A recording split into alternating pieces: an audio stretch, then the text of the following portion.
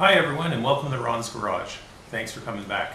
Today we're going to cover changing the antifreeze on a KTM 530 EXCR. I'm sure that if you have a 530 EXCR you've experienced the boil over. The EXCR has a thermostat, and the main reason for the thermostat is to bring the engine temperature up quickly at startup. Now, since we've desmogged our bikes and our bikes are running a lot better now, they're starting a lot better, we should address the overheating and the cooling problem. The way I chose to do that was I bought a set of hoses, silicone hoses, from a company called Samco Sport, and I ordered these ones from England. They took me almost a month to get. That's why it's been a while since I've had a video. And they're made of a high temperature silicone, and the most important hose in the bunch is this one here. It has a Y shape and it bypasses the thermostat altogether. So with that, you're not going to have any restriction in the water flow in your bike or coolant flow. And to top it off, we're going to use a product called Evans NPGR. This is what they use in race cars. This is what they use in the most high performance engines on the planet. This particular formulation of Evans is meant specifically for motorcycle engines and radiators with very small and plentiful cooling channels. So it's a slightly lighter viscosity than the rest of them. It's a little bit thinner. It runs through the engine better. It's a little easier on the pump on a motorcycle because it's not a very big pump.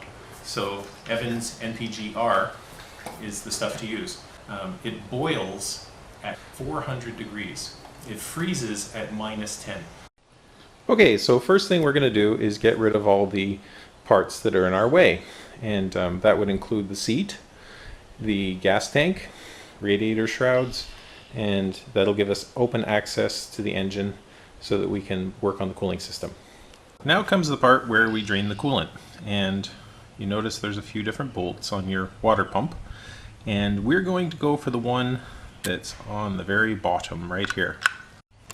So now I've got the container underneath the water pump, holding it with my knee, and you'll see what happens when I release the suction from the top radiator cap. There she goes, right into the container. So there, I have my temporary seal wedged in around the blowgun end, and I'm going to put just a little bit of pressure into the system. You can see what happens down below. We get some extra coolant coming out. You know what? There we go. Okay, so now that we have most of the coolant drained from the system, well, virtually all of the coolant drained from the system, I'm going to start undoing the hoses to replace these hoses with my brand new Samco silicone hoses. Okay, I removed the bottom hose. This went to the right radiator, this went to the left radiator, and this came straight off the water pump. So here we are here. We'll go to the next step. We're going to undo the thermostat, and we'll take that off from the bottom of the right radiator, the front of the cylinder head, that one right there, and right at the base of the frame right there underneath the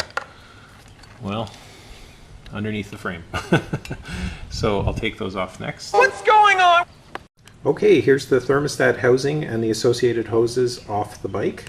There's the little bypass that was on the bottom. There's the one that went straight into the cylinder head, and this one went up to the center distribution tee here. And the hose actually slips around this right there. See, it has a little bit of play. If you look there, there's like a little rolled taper on the edge so that they don't cut into the hoses like the standard ones do. So we'll put those on instead of the ones that came with the bike, and they're a little bit more gentle on the new silicone hoses. Okay, there's the upper hose and how it should look. It comes off of the top of the cylinder head, or the front of the cylinder head, up into the frame, and there's a piece of aluminum tube inside of there that it clamps around. If you look very closely, do you see how the rubber goes inside of the frame? There's the tube inside of the Samco hose, and the Samco hose goes slightly up into the frame, and it actually protects that aluminum hose from dingling back and forth in there and abrading itself. So you want to make sure that you slip that hose up inside of there. They were kind of sticky, so what I did was I put some of the prep fluid on the inside of the tube, and it made it slide right up onto the inside. We're trying to get this side onto the water pump. It makes it a bit stiff if you put the other side on first. If you put the left side of the radiator on before you put this one on, it makes it very difficult to get on. So I removed it from the left side of the radiator. This one slipped right on because you have to move the hose that way before it can come back this way. And that's it. So now we're going to go to the next step, which is to fill the bike with the race prep fluid, and we're going to run it for a little bit with that fluid. So now we're going to begin the process of filling the bike with the race prep fluid. So the first thing we're going to do is put back in the drain plug. Notice there's a small copper washer on it.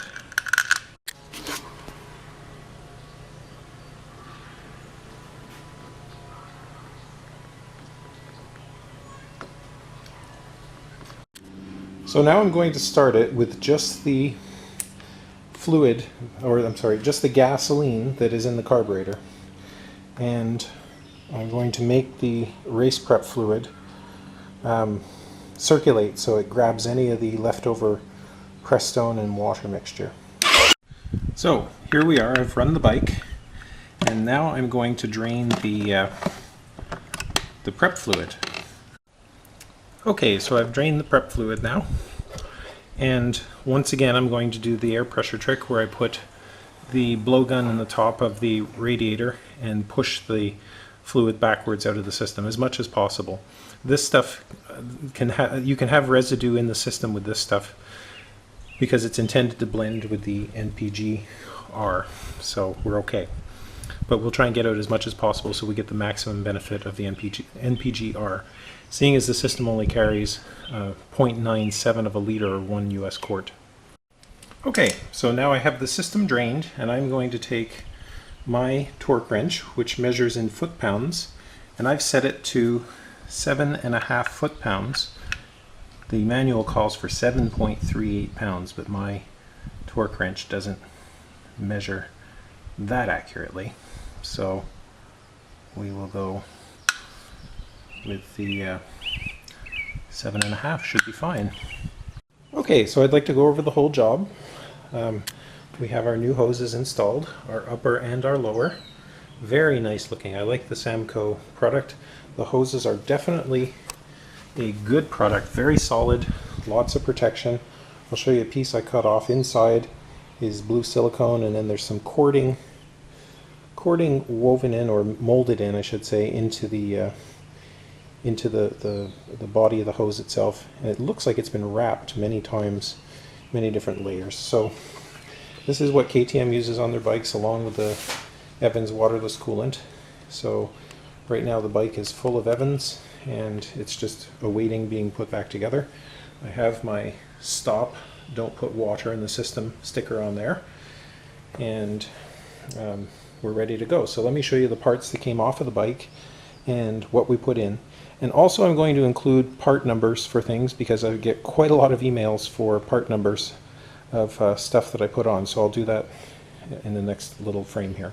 The kit consisted I'll read it in case you can't see it clearly, TCSK TM 23 orange. Also I use the hose clamps that are available from Samco. And then here we are with the most important stuff, the Evans fluids. We have the prep fluid and the NPGR. I can't say enough good things about this stuff.